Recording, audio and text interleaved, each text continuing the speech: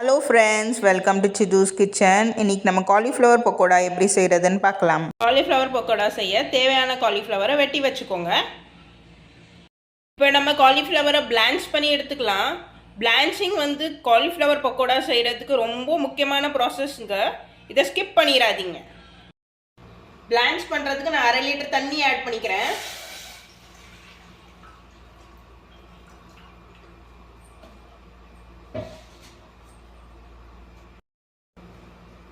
தண்ணியில் 1 spoon turmeric powder,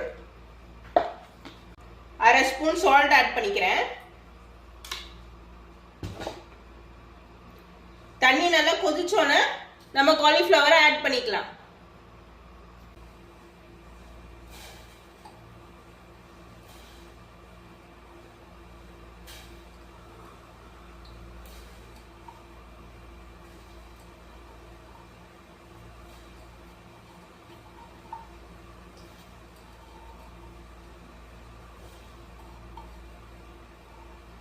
cauliflower நல்லா Blanche ஆகிட்டே இருக்கு.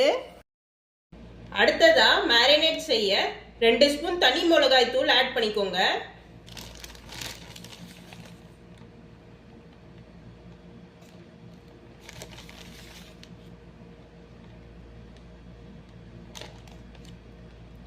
ரெண்டு ஸ்பூன் அரிசி மாவு ஆட் பண்ணிக்கோங்க.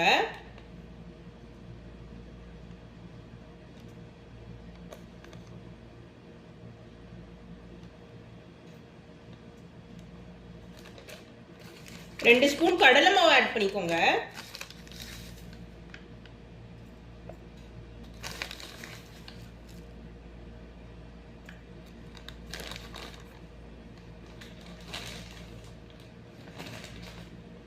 அரை ஸ்பூன் மல்லித்தூள் ஆட் பண்ணிக்கோங்க.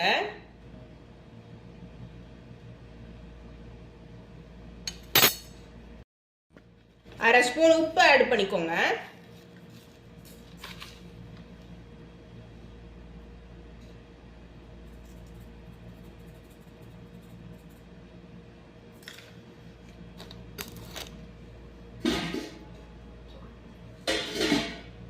அடுத்ததா தண்ணியை விட்டு நல்லா கலந்து விட்டுக்கோங்க.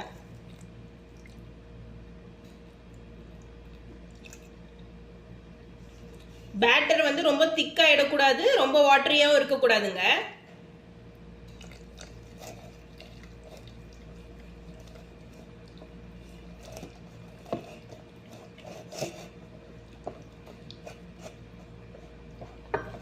உங்களுக்கு நான் பேட்டர் கன்சிஸ்டன்சி காட்டுறேன்.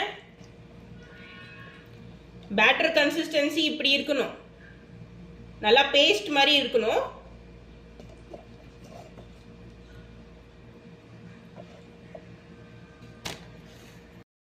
அடுத்ததா பிளான்ச் பண்ணி வச்ச காலிஃப்ளவரை ஆட் பண்ணிக்கோங்க.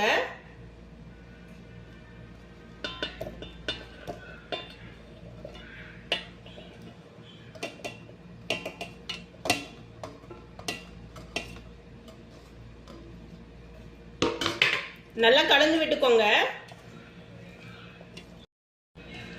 இந்த பேட்டர் எல்லா காலிஃப்ளவருக்கு கரெக்டா கோட் ஆயிருக்கணும்.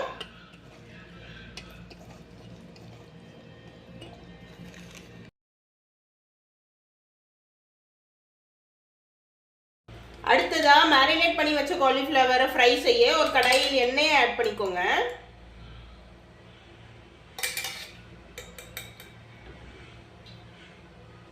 உங்களுக்கு தேவையான அளவுக்கு எண்ணெய் ஆட் பண்ணிக்கோங்க.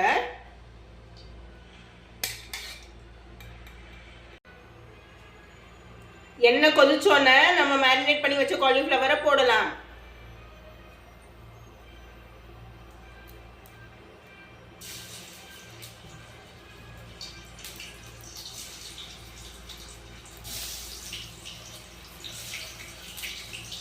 மெதுவா போடுங்க.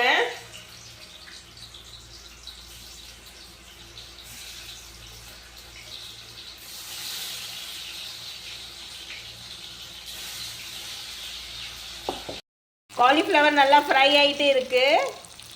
நல்லா பொன்னிறமாக வறுத்து எடுத்துறங்க. Cauliflower pakoda ready. லெமன் பிரியங்கள் லெமனை வெட்டி வச்சுருங்க.